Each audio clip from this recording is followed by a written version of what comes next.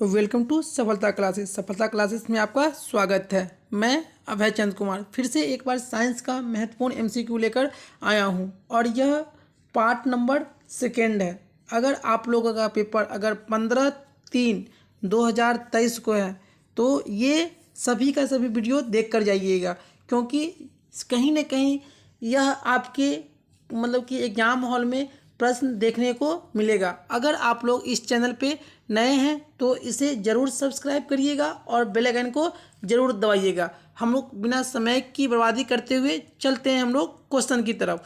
Question number 1 में कह रहा है तेल लगा कागज़ होता है। अगर मान लीजिए कि अगर कोई क्या है कागज़ है, इसमें हम लोग तेल लगा दें तो ये कागज़ कैसा होगा, तो ये क्या होगा, परिभाषक। ऑप्शन नंबर सी सही हो जाएगा।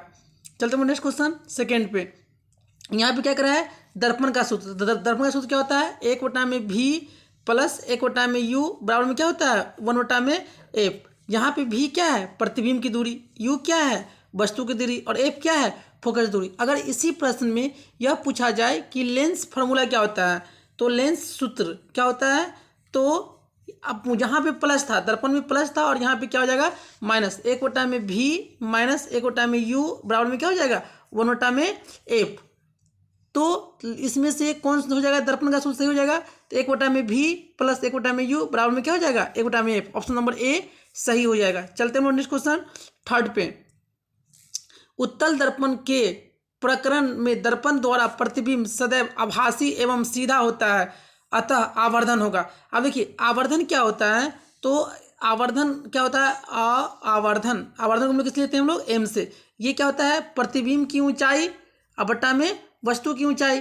तो ये कह रहा है कि अगर सदैव आभासी एवं सीधा बन रहा है तो उसका आवर्धन कैसा होगा। ऑप्शन में ए में कह रहा है धनात्मक, बी में कह रहा है ऋणात्मक, सी में क्या कह रहा है धनात्मक और ऋणात्मक दोनों, और डी में क्या कह रहा है इनमें से कोई नहीं, इनमें से कोई नहीं। अब क्या कह रहा है कि इसका सीधा बनता है, तो सीधा बनता है इसका आवर्धन हमेशा क्या होगा, धनात्मक। ऑप्शन नंबर ए, क्योंकि सीधा बनती बनेगा कहाँ, ऊपर की तरफ बनेगा, और मतलब वस्तु भी ऊपर की तरफ और प्रतिबिंब कहाँ बन रहा है, ऊपर की तरफ। तो दोनों ऊपर की तरफ बन रहा है, तो इसीलिए दोनों का दोनों कहाँ पॉजिटिव होगा, मतलब धनात्मक होगा। चलते हैं नेक्स्ट क्वेश्चन 4 पे। निम्न में से किस दर्पण का फोकस दूरी, देखिए अब इसमें से देखिए फिर वही क्वेश्चन हो गया कि फोकस दूरी किसका धनात्मक होता है। तो फोकस दूरी धनात्मक किसका होता है, उत्तल दर्पण का फोकस दूरी क्या होता है, धनात्मक, और अवतल दर्पण का फोकस दूरी क्या होता है, ऋणात्मक। चलते हैं नेक्स्ट क्वेश्चन 5 पे। प्रकाश के अपवर्तन, इससे पहले वाले वीडियो में प्रकाश के परावर्तन के कितने नियम होते हैं, तो 2 नियम। अब यहाँ पे कितने पूछ रहे हैं क्या जी, प्रकाश के अपवर्तन के कितने नियम होते हैं, तो प्रकाश के अपवर्तन के भी कितने नियम होते हैं, 2 नियम। चलते हैं नेक्स्ट क्वेश्चन 6 पे। लेंस में मुख्य फोकस की संख्या। अब देखिए लेंस में, तो लेंस में क्या फोकस होता है, 2। ऑप्शन नंबर ए सही हो जाएगा। चलते हैं नेक्स्ट क्वेश्चन 8 पे।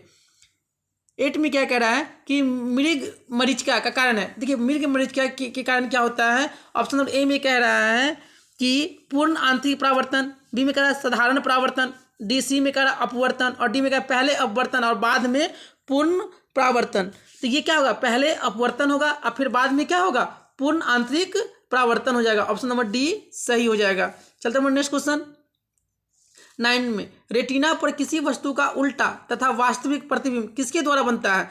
अब देखिए पहले क्वेश्चन क्या था कि मनुष्य के आंख के द्वारा जो प्रतिबिंब बनता है तो वो कैसे कहाँ बनता है, तो रेटिना पे। इसी का दूसरा नाम क्या है, दृष्टिपटल। ये रेटिना पे कैसा प्रतिबिंब बनता है, तो उल्टा बनता है, और उल्टा प्रतिबिंब कैसा बनेगा, वास्तविक। अब इस क्वेश्चन में क्या पढ़ा है कि किसके द्वारा, परितारका के द्वारा, पक्षमावी पेशिया के द्वारा, अभिनेत्रक लेंस के द्वारा, या क्या कह रहा है डी में क्या कह रहा है, डी में है कचाप द्रव के द्वारा। तो ये किसके द्वारा आता है, अभिनेत्रक लेंस के द्वारा। ऑप्शन नंबर सी सही हो जाएगा। चलते हैं नेक्स्ट क्वेश्चन 10 पे। पुतली के साइज को नियंत्रित करने वाला गहरा पेशीय डायफ्राम क्या कहलाता है। तो ऑप्शन नंबर ए में कह रहा है परितारका, बी में कह रहा है अभिनेत्र लेंस, सी में कह रहा है नेत्र पटल, और डी में कह रहा है रेटिना। तो क्या कहलाता है, वो परितारका कहलाता है। चलते हैं नेक्स्ट क्वेश्चन कि जब श्वेत प्रकाश जब प्रिज्म से होकर गुजरता है तो रंग सबसे अधिक विचलित होता है।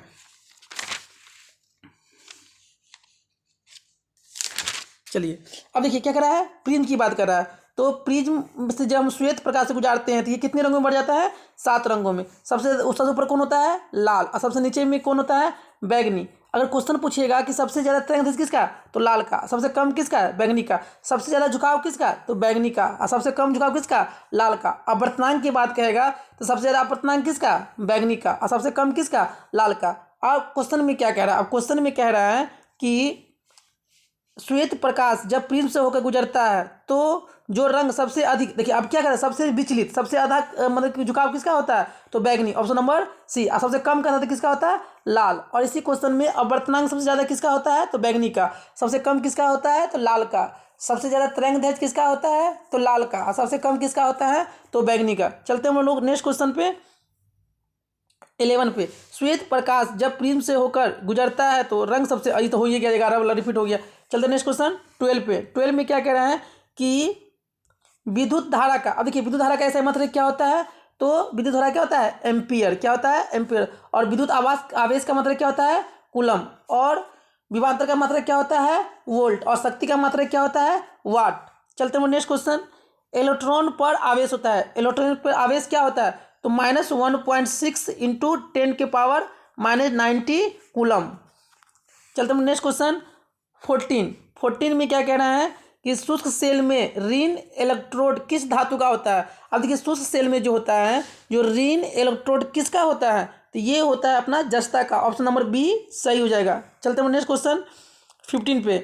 100 वाट का विद्युत बल्ब 250 वोल्टेज के विद्युत मेन से जुड़ा जाता है, तो बल्ब, देखिए इसमें धारा का मान पूछ रहा है। अब देखिए यहाँ पे दिया क्या दे दिया, वाट। और यहाँ पे क्या दे दिया है, वोल्टेज। तो हम फार्मूला खोजेंगे जिसमें वाट हो और वोल्टेज हो। तो V बराबर में क्या होता है, VI। जहाँ पे V क्या है, P क्या है, शक्ति है। और V क्या है, वोल्ट है। और क्या I है, विद्युत धारा। अब हमको विद्युत धारा ही निकालना है। वोल्टेज दे रखा है, वोल्टेज कितना दे रखा है क्वेश्चन में, तो 100 वाट, सॉरी शक्ति कितना दे रखा है, 100 वाट।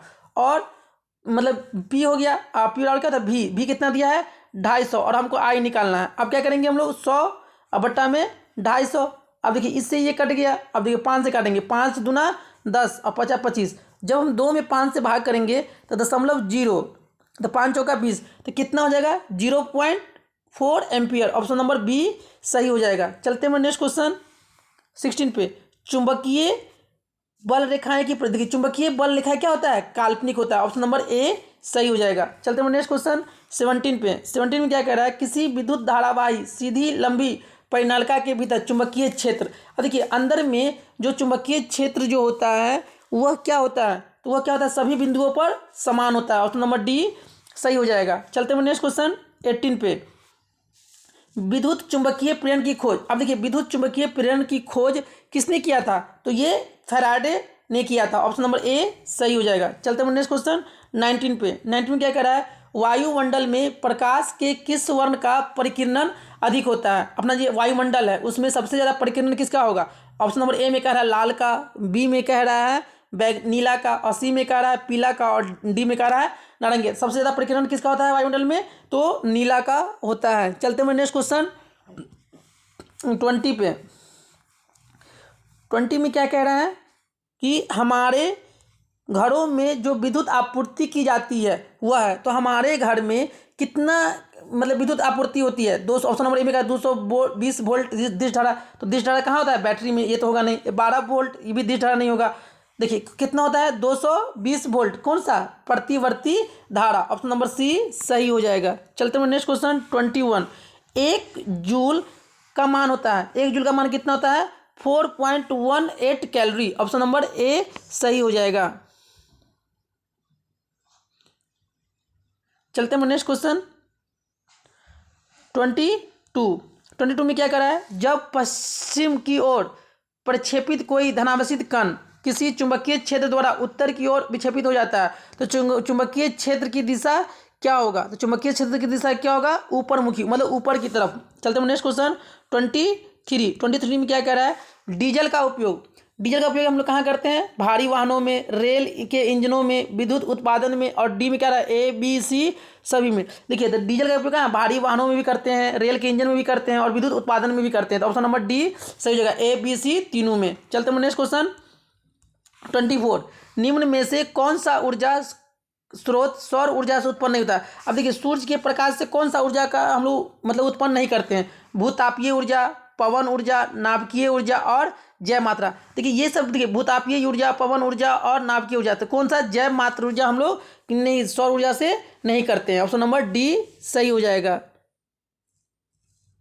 कह रहा है अच्छा निम्न से कौन सा ऊर्जा का स्रोत सौर ऊर्जा, अच्छा सौर ऊर्जा से, तो सौर ऊर्जा से हम लोग कौन नहीं करते हैं, नाभिकीय ऊर्जा। ऑप्शन नंबर सी सही हो जाएगा।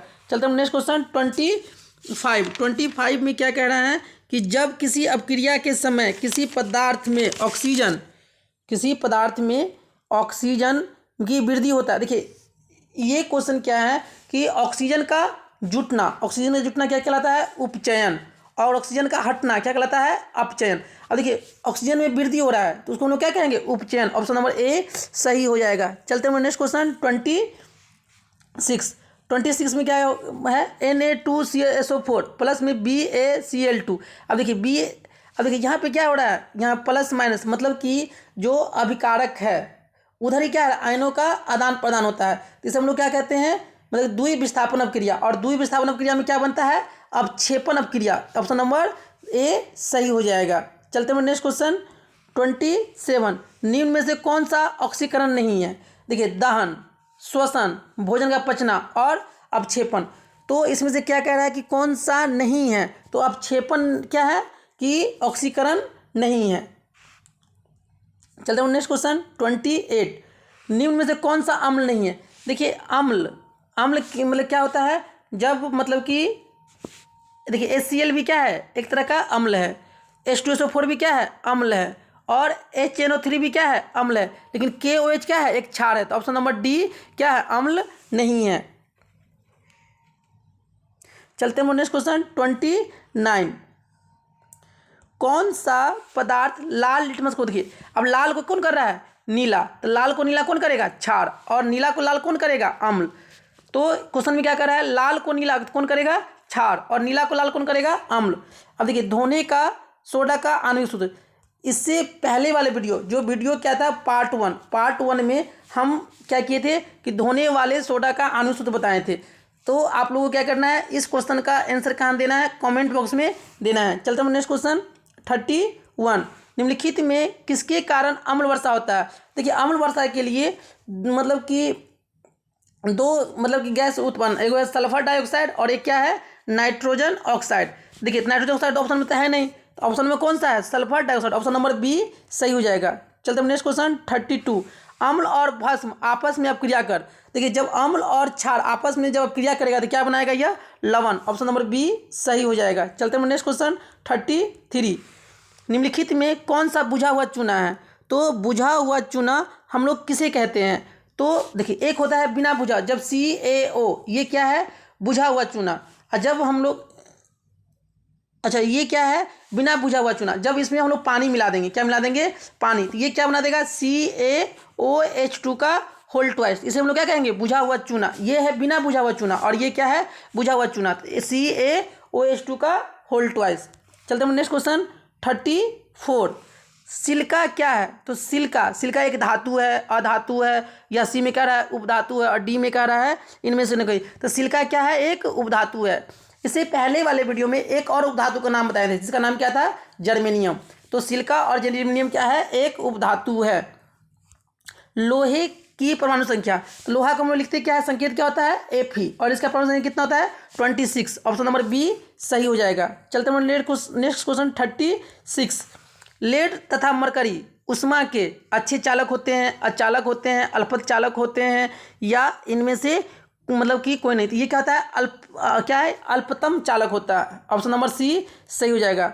चलते हैं नेक्स्ट क्वेश्चन 37, विद्युत अपघटन में इलेक्ट्रॉन मुक्त होता है। अब देखिए जब विद्युत अपघटन में इलेक्ट्रॉन कहाँ मुक्त होगा, एनोड पे, कैथोड पे, या दोनों पे, या इनमें से कोई नहीं।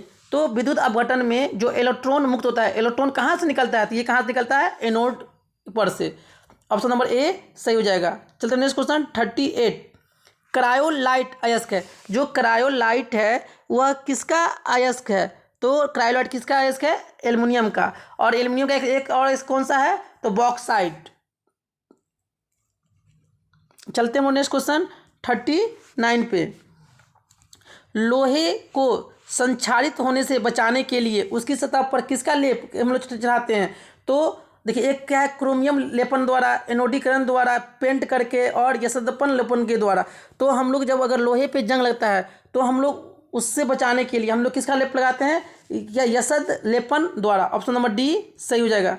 चलते हैं नेक्स्ट क्वेश्चन 40 में क्या कह रहा है, नाइट्रोजन अणु में कितने सदस्य, अब नाइट्रोजन N2 को हम लोग क्या कहते हैं नाइट्रोजन, और N में क्या कह रहा है कि कितने सहसंयोजी, कितना संयोजी बंधन होता है 3। ऑप्शन नंबर डी सही हो जाएगा। चलते हैं नेक्स्ट क्वेश्चन 41, कार्बोनिल ग्रुप का प्रतिकारक कौन है। देखिए अब कार्बोनिलिक ग्रुप का तो कौन होगा, COOH, ये जो क्या हो जाएगा कार्बोनिल ग्रुप का हो जाएगा। कार्बन की परमाणु संख्या, तो कार्बन का परमाणु संख्या कितना होता है 6। ऑप्शन नंबर ए सही हो जाएगा। चलते हैं नेक्स्ट क्वेश्चन 43, मेथेनोइक अम्ल समान नाम है। देखिए मेथेनोइक अम्ल देखिए कहाँ से निकलता है, चींटी के डंक से। जब चींटी काटती है तो उसके डंक से एक तरह का अम्ल निकलता है, उसी को हम लोग क्या कहते हैं मेथेनोइक, और इसी का दूसरा नाम क्या है फॉर्मिक अम्ल भी कहते हैं। ऑप्शन नंबर ए सही हो जाएगा। चलते हैं हम लोग नेक्स्ट क्वेश्चन 44। अब यहाँ पे क्या करा है कि प्रोपेनन का देखिए प्रोपेन है, अगर प्रोपेन क्यों सिंगल बंधन है, कार्बन का गो 3 गो, तो 1 2 3, और हाइड्रोजन का गो है 8 गो। देखिए कोई भी कार्बन को मतलब पूरा मतलब कि हाथ का, एक कार्बन का गो हाथ 4 गो, तो एक हाथ यहाँ है तो 2 हाथ 3 हाथ 4, और ये किससे कौन जुड़ेगा हाइड्रोजन, तो एक हाइड्रोजन यहाँ, एक हाइड्रोजन यहाँ, फिर एक हाइड्रोजन यहाँ, एक हाइड्रोजन यहाँ, एक हाइड्रोजन यहाँ, एक हाइड्रोजन यहाँ। तो प्रोपेन का क्या हो जाएगा, ऑप्शन नंबर बी संरचना सूत्र सही हो जाएगा। नेक्स्ट क्वेश्चन 45, असंतृप्त हाइड्रोकार्बन जिनमें कार्बन कार्बन परमाणु के बीच त्रिआबंधन होते हैं वे कहलाते हैं। देखिए कार्बन कार्बन के बीच में अगर ट्रिपल बंधन है तो उसको देखिए, अगर एकल बंधन है तो अल्केन है ना, डबल बंधन है तो अल्कीन, और ट्रिपल बंधन क्या कहलाता है अल्काइन, क्या कहता है अल्काइन। ऑप्शन नंबर बी सही हो जाएगा। चलते हैं नेक्स्ट क्वेश्चन 46, कौन सा हाइड्रोकार्बन सरल यौगिक है। देखिए मीथेन CH4, इथेन, तो देखिए इथेन में क्या है कार्बन 2 का कार्बन, देखो 2 दूना 4 2 दूना 4 प्लस में 2 6, फिर क्या प्रोपेन तो C3 3 दूना 6 या 2 8, फिर क्या है ब्यूटेन तो CH4 4 दूना 8 8 या 2 10। तो सबसे सिंपल कौन सा हो जाएगा मीथेन। ऑप्शन नंबर ए सही हो जाएगा। चलते हैं नेक्स्ट क्वेश्चन 47 में क्या करा है, मीथेन वायु में जलकर, जब मीथेन जब जलेगा वायु के द्वारा मतलब क्या देगा, ऑक्सीजन गैस देता है, कार्बन डाइऑक्साइड गैस देता है, नाइट्रोजन गैस देता है, और डी में कह रहा है हाइड्रोजन गैस देता है। जब मीथेन जब वायु के साथ वायु में जलकर क्या देगा, carbon dioxide gas. Option number B सही हो जाएगा। चलते हैं नेक्स्ट क्वेश्चन 48, हीलियम परमाणु के बाहरी कक्षा में, देखिए हीलियम का संकेत क्या होता है He, और हीलियम का मतलब परमाणु संकेत कितना होता है 2, और देखिए इसके बाहरी कक्षा में भी कितना इलेक्ट्रॉन होता है 2 इलेक्ट्रॉन। और हीलियम कैसा गैस है, अक्रिय गैस, कैसा है अक्रिय गैस, या इसी को हम लोग क्या कहते हैं शून्य समूह, क्या कहते हैं हम लोग शून्य समूह।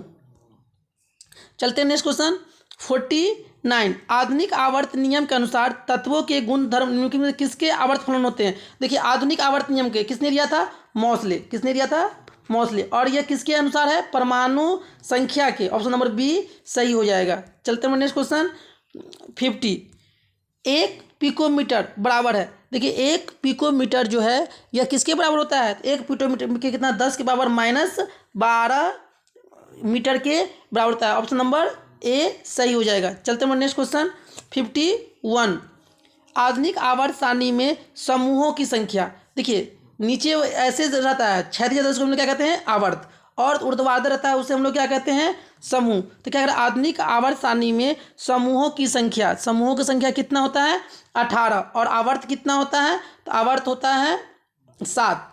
तो समूह बोले थे, समूह का दूसरा नाम क्या है वर्ग बोले थे कितना 18, और आवर्त बोले थे कितना 7। चलते हैं नेक्स्ट क्वेश्चन 52 में क्या कह रहा है, हीलियम नियन और आर्गन ये तीनों कैसा गैस है, तो ये निष्क्रिय गैस है। ऑप्शन नंबर सी सही हो जाएगा। चलते हैं नेक्स्ट क्वेश्चन 53 में क्या कह रहा है,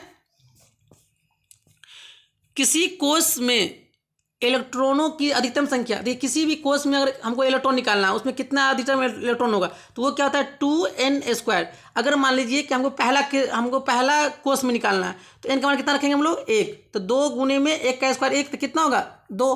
अगर हमको निकालना है दूसरा कोष में तो n का मान कितना रखेंगे 2, तो 2 दूना 4, दूना 8, तो दूसरा कोष में कितना होगा 8। अगर हमको तीसरा केस में निकालना है तो यहाँ 3 का स्क्वायर 9, 9 दूना 18। अगर हमको निकालना है चौथा कोष में तो 4 चौका 16 दूना 32। तो इसमें इलेक्ट्रॉनों की संख्या कितना हो सकता है 2n²। ऑप्शन नंबर बी सही हो जाएगा। चलते हैं नेक्स्ट क्वेश्चन 54।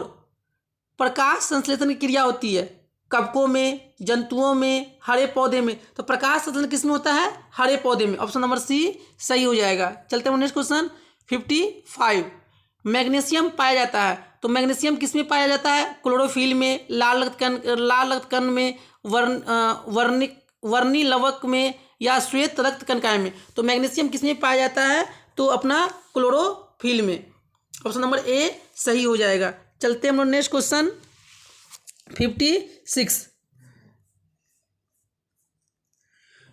56 में क्या कर रहा है कूटपाद किस में पाया जाता है। ऑप्शन नंबर ए में कह रहा है पैरामीशियम में, युगलिना में, सी में कह रहा है अमीबा में और डी में कह रहा है इनमें से कोई नहीं। तो कूटपाद किस में पाया जाता है अमीबा। चलते हैं क्वेश्चन 57। दांत की सबसे ऊपरी परत को देखिए, दांत इसको हम लोग क्या कहते हैं एनामल, और ये यही क्या है सबसे मजबूत होती है। चलते हैं नेक्स्ट क्वेश्चन 58 में क्या कह रहा है कि मुख गुहा में आहार का कौन सा भाग पाचन में करता है। देखिए मुख गुहा में जो आहार का कौन सा भाग प्रोटीन का करता है, कार्बोहाइड्रेट करता है, वसा करता है या न्यूक्लिक अम्ल का करता है। तो मुख गुहा में किसका करता है होता है कार्बोहाइड्रेट का। ऑप्शन नंबर बी सही हो जाएगा। 59। कौन सी बीमारी श्वसन तंत्र संबंधित है। देखिए श्वसन मतलब सांस लेने वाली बीमारी कौन सा है डायरिया, बी में निमोनिया, मलेरिया और मधुमेह। तो कौन सा बीमारी जो है श्वसन से संबंधित है। तो जो है ना निमोनिया जो है वो किससे होता है श्वसन से संबंधित होता है। चलते नेक्स्ट क्वेश्चन 60। इथाइल अल्कोहल किस प्रकार के श्वसन में बनता है। देखिए अब इथाइल देखो दो तरह का श्वसन होता है, एक वायवी और एक अवायवी। वायवी में क्या होता है श्वसन के उपस्थिति में और अवायवी में श्वसन के अनुपस्थिति में। तो इथाइल अल्कोहल कौन बनता है ऑक्सीजन के अनुपस्थिति में। तो ये कैसा होगा अवायवी। ऑप्शन नंबर बी सही हो जाएगा। चलते हैं नेक्स्ट क्वेश्चन 61। मनुष्य में श्वेत रक्त कणिकाओं का जो जीवन काल होता है तो वो देखिए 2 से 3 महीने नहीं होता है, 2 से मतलब क्या होता है 3 से 4 दिन। कितना होता है 3 से 4 दिन होता है। चलते हैं नेक्स्ट क्वेश्चन 62 में क्या है ब्रेन हेमरेज का मुख्य कारण है हृदयघात, पक्षघात, हाइपरटेंशन या ये हाइपोटेंशन या क्या है हाइपरटेंशन। तो देखिए जब ये अगर मान लो ब्रेन हेमरेज होता है तो वो किसी कारण होता है हाइपरटेंशन के कारण। ऑप्शन नंबर डी सही हो जाएगा। चलते हैं नेक्स्ट क्वेश्चन बाष्पोत्सर्जन का क्या महत्व है खनिज का अवशोषण एवं दहन, जल का परिवहन, ताप का संतुलन और डी में क्या कह रहा है इनमें से सभी। तो क्या हो जाएगा देखिए बाष्पोत्सर्जन क्या होता है खनिज का अवशोषण एवं दहन भी होता है, जल का परिवहन भी होता है, ताप का संतुलन, इनमें से सभी। ऑप्शन नंबर डी सही हो जाएगा। Next question 64। पादप में जाइलम देखिए जौ से जाइलम और जौ से किसके लिए जल के का वहन, और इसी में कहता है फ्लोएम। तो फ्लोएम का काम क्या है जो भी पेड़ पौधा अपना खाना बनाया उस खाने को पूरे पौधे में फैलाना, मतलब खाद्य पदार्थों का परिवहन कौन करता है फ्लोएम, और जल का मतलब कौन करता है तो ये जाइलम। चलते हैं नेक्स्ट क्वेश्चन 65। मानव का प्रमुख उत्सर्जी अंग है। देखिए उत्सर्जी अंग कौन होता है किडनी, क्या होता है वृकक। किडनी का दूसरा नाम क्या है वृकक। चलते हैं नेक्स्ट क्वेश्चन 66। मानव शरीर में सबसे लंबी कोशिका देखिए सबसे लंबी कोशिका कौन होता है तंत्रिका कोशिका। ऑप्शन नंबर सी सही हो जाएगा। चलते हैं नेक्स्ट क्वेश्चन 67। मस्तिष्क उत्तरदायी है सोचने के लिए, हृदय स्पंदन के लिए, शरीर देखिए ये क्या है मस्तिष्क ये क्या करता है सभी काम करता है। ऑप्शन नंबर डी सही हो जाएगा। चलते हैं नेक्स्ट क्वेश्चन 68।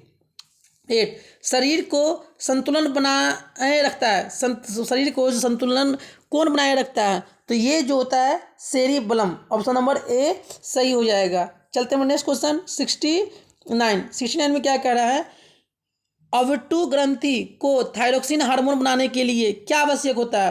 तो ये कौन सा होता है देखिए थायरोक्सिन हार्मोन के लिए कौन सा होता है ये उत्तरदायी होता है। तो ये कौन सा आयोडीन, आयोडीन की कमी से कौन सा बीमारी होता है घेगा। चलते हैं नेक्स्ट क्वेश्चन 70। इंसुलिन की कमी से देखिए इंसुलिन की कमी से कौन सा होता है इंसुलिन से कमी से कौन मधुमेह। ऑप्शन नंबर ए नहीं देखिए हाँ, ये इंसुलिन की कमी से कौन होगा? मधुमेह। ऑप्शन नंबर सी सही हो जाएगा। चलते हैं नेक्स्ट क्वेश्चन 71। एक लिंगी पादप का उदाहरण है, तो एक लिंगी जो पादप का उदाहरण कौन सा हो जाएगा? पपीता। पपीता कैसा है? एक लिंगी पादप है। चलते हैं नेक्स्ट क्वेश्चन 72। पुष्प में परागकण कहाँ होता है? तो पुष्प में परागकण कहाँ होता है? तो पुंकेसर में। ऑप्शन नंबर ए सही हो जाएगा। चलते हैं नेक्स्ट क्वेश्चन 73। हाइड्रा में प्रजनन की विधि निम्नलिखित में कौन सा है? तो हाइड्रा कैसे करता है अपना प्रजनन, है ना? ए में कह रहा है कायकी प्रजनन द्वारा, बीजाणु संबंध द्वारा, मुकुलन के द्वारा, या डी में कह रहा है विखंडन के द्वारा। तो हाइड्रा कैसे करता है? तो ये करता है मुकुलन के द्वारा। ऑप्शन नंबर सी सही हो जाएगा। चलते हैं नेक्स्ट क्वेश्चन 74। पुष्प का नर जननांग। देखिए वहाँ पे हम बोले थे इससे पिछले वाले वीडियो में कि पुष्प का जो मादा जननांग है वो कौन कौन होता था? पुंकेसर। और इसमें कह रहा है पुष्प का जो नर जननांग, तो नर जननांग कौन हो जाएगा? पुंकेसर। क्या हो जाएगा? पुंकेसर। ऑप्शन नंबर ए सही हो जाएगा। चलते हैं नेक्स्ट क्वेश्चन 73। टेस्टोस्टेरोन स्रावित होता है, तो टेस्टोस्टेरोन किस में स्रावित होता है? तो ये स्रावित कहाँ से होता है टेस्टोस्टेरोन? तो ये होता है अपना वृषण से। ये किसे पाया जाता है? तो पुरुष में। चलते हैं नेक्स्ट क्वेश्चन 76। आयोडीन की कमी से कौन सा रोग होता है? आयोडीन की कमी से कौन होता है? घेघा। ऑप्शन नंबर ए सही हो जाएगा। चलते हैं नेक्स्ट क्वेश्चन 77 में क्या है? नर युग्मक में गुणसूत्रों की संख्या। अब देखिए नर युग्मक में जो गुणसूत्र होता है, अब देखिए यहाँ पे किसी बात कर रहा है? नर युग्मक की। तो नर युग्मक में कितना होता है? 23 जोड़ी। Option number D. अगर बोलेगा संख्या में कितना होता है? तो 46। चलते हैं नेक्स्ट क्वेश्चन 79।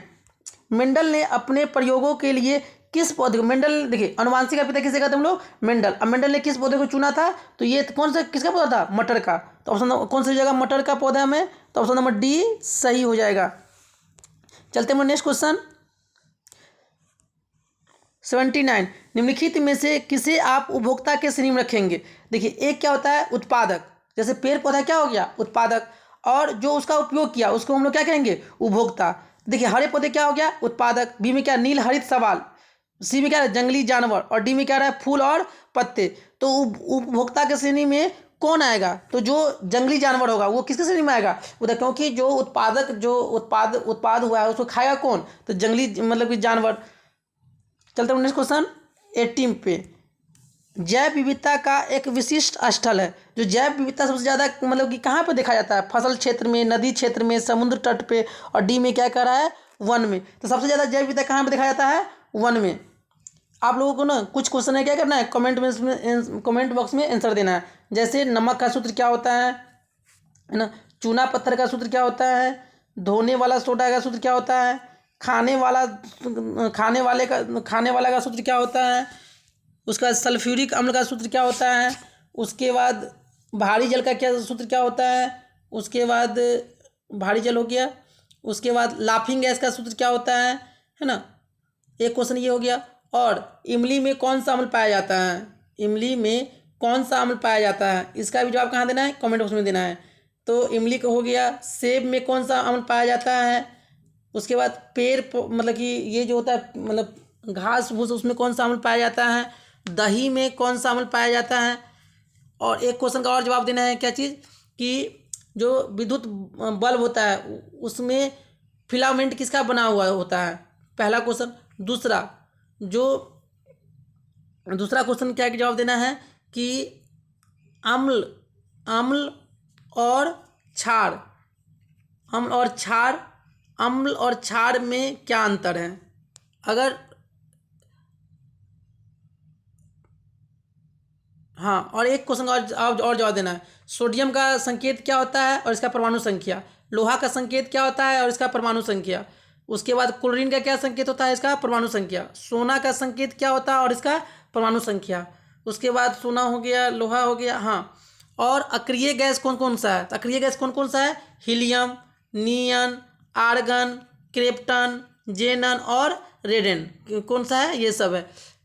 मतलब अभी तक कुल कितना तत्व खोजा गया है? तो 118। कुल कितना तत्व खोजा गया है? 118 तत्व खोजा गया है ना? और एक क्वेश्चन का और जवाब देना है। प्रकाश के परावर्तन के कितने नियम होते हैं और प्रकाश के अपवर्तन के कितने नियम होते हैं? इतना ही सारा क्या है आप लोगों का, मतलब कि सभी के सभी क्वेश्चन कहाँ देना है, कमेंट बॉक्स में इसका आंसर देना है। अगर आप लोगों को अगर वीडियो अच्छा लगे तो अपने दोस्तों में से ज़रूर शेयर कीजिएगा और इस चैनल को सब्सक्राइब कीजिएगा और लाइक कीजिएगा। Welcome to watching this video.